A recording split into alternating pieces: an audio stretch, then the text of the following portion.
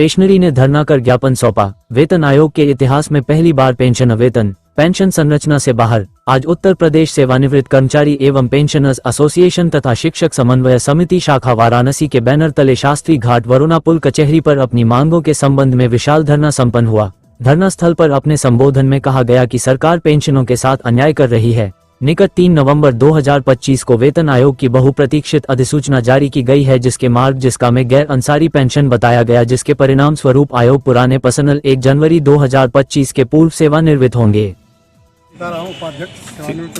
सीताराम जी बताइए क्या मामला है? मामला यह है इसकी जो है हमारा भारत सरकार ने जो है 8वें वेतन आयोग की संरचना की है। इसमें सारे पेंशनरों को और सारे कर्मचारियों को देने की बात कही है, लेकिन हमें पेंशनरों को जो है पता चला है कि जो है 1 जनवरी 2026 से हमको सम्मिलित नहीं करना देना चाहते हैं, जबकि 3 नवंबर 2025 को जो है यह जारी हुआ है, सूचना जारी हो गई है। इसके बावजूद ये जो नहीं सुन रहे हैं, और पूरे भारत में आज के धरना कार्यक्रम चल रहा है। इस धरना कार्यक्रम से हम एक प्रस्ताव के माध्यम से हम अपना जो है पत्रक देंगे और इसका पुरजोर विरोध करेंगे। अगर जब तक हमारा जो है यह मांग पूर्ति नहीं करते हैं, तब तक जो है हम लोग इसे धरना का अनुरोध कार्य करेंगे और इसका बहिष्कार हम लोग करते रहेंगे। ठीक, हम बता दें। मैं अशोक सिंह, पेंशन रजिस्ट्रेशन शाखा वाराणसी का जिला मंत्री। भैया, किस लिए आप लोग यहाँ एकत्र हुए हैं, क्या समस्या है? समस्या मूलतः पेंशनों जो पुराने पेंशनर उनके बारे में है, और मैं अपने सांसद और प्रधानमंत्री से यह गुजारिश करूंगा कि जो भी उनके संरक्षण में विभाग हैं या कर्मचारी हैं, पेंशनर हैं, उसमें सबसे बड़े बेटे के रूप में जो पेंशनर हैं उनको नाराज करने का काम कर रहे हैं। तो मैं, चूँकि बनारस की विशेष जिम्मेदारी बन जाती है पूरे देश के लिए, तो मैं करबढ़ प्रार्थना करता हूँ कम से कम इन पेंशनों की बात को सुने और जो भी 8वें वेतन आयोग के घेरे में ले आने की बात है वो उनको भी लावें, क्योंकि एक बात होती है लिखने की, एक होती है बोलने की। तो बोलने के तो शासन से कहा जा रहा है कि नहीं ऐसी बात नहीं है, लेकिन लिख कर कहीं नहीं दिया जा रहा।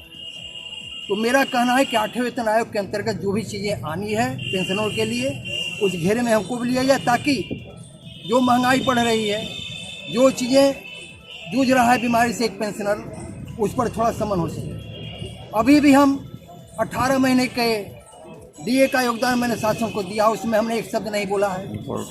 लेकिन इसके बावजूद भी यदि यह कहा जा रहा है कि हम चौथे अर्थव्यवस्था की तरफ बन रहे हैं, तो एक कौन सी विधि है कि क्रय शक्ति को अपने घटा रहे हैं?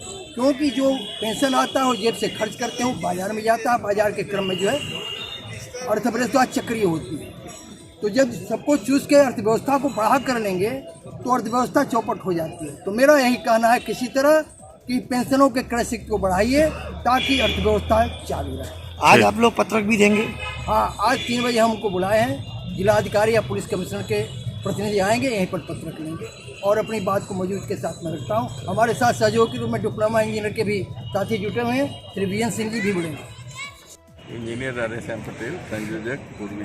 राधेश्याम जी, क्या समस्याएं हैं जिसकी वजह से आप लोग यहाँ एकत्र हुए हैं? समस्या तो मेन है साहब, जो हम लोगों को पुरानी पेंशन मिल रही है, उसमें 8वें वेतन आयोग में जो डीए, डीआर या पेंशन बढ़ोतरी होती है उसको सरकार ने कटौती कर दिया है।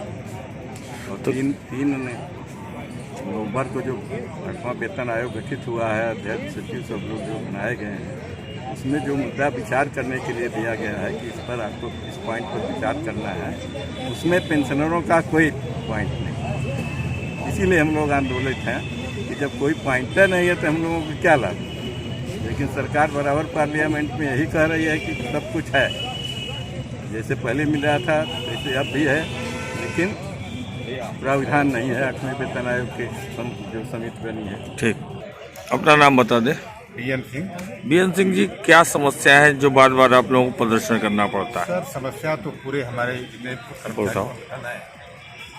जीविका का एक प्रश्न है कि आज तक जब भी हमारा देश आज़ाद हुआ है तो उसके तब से जो है कम से कम पेंशन हम लोग को मिलती रही है।